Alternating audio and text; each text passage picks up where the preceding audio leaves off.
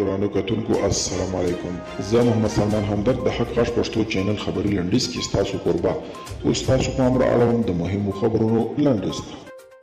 طالبانو د قطر دفتر ویان ډاکټر محمد نعیم وردک په خپل تازه ټویټ کې ویلي د افغان حکومت او طالبانو د مذاکراتي ټیمونو ترمنځ د مقدمې په ګډون ټول طرز العمل نهایي او تکمیل شوی دی.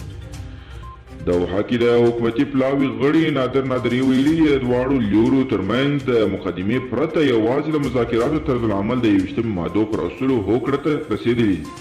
نومبر کې پریکړه شوې وه چې طرز العمل به عمومي ناستې ته وړاندې کېږي او یوازې د دواړو پلاوو له تصویب څخه وروسته به نهایي شمیرل کېږي. بین الافغاني مذاکراتو کې ارګ بیرته له شوي توافق په شا کېږي. داسې ښکاري چې د کابل ټیم د تجزیې په لور روان دی. اطلاعات روز په خپل یوه راپور کې لیکلي د سولې د خبرو په درشل کې کورنۍ شخړې د طالبانو لپاره مناسب سیناریو ده.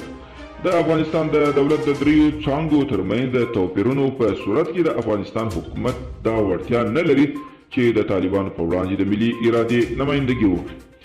او د امریکا د متحده ایالاتو د بهرنیو چارو وزیر مایک پامپیو په خپل یو تازه ټویټ کې وایي په دوحه کې د افغانستان د سولې خبرې پیل د سولې او هوساینې لپاره نوې او بې ساري فرصتونه پرانیستي دي.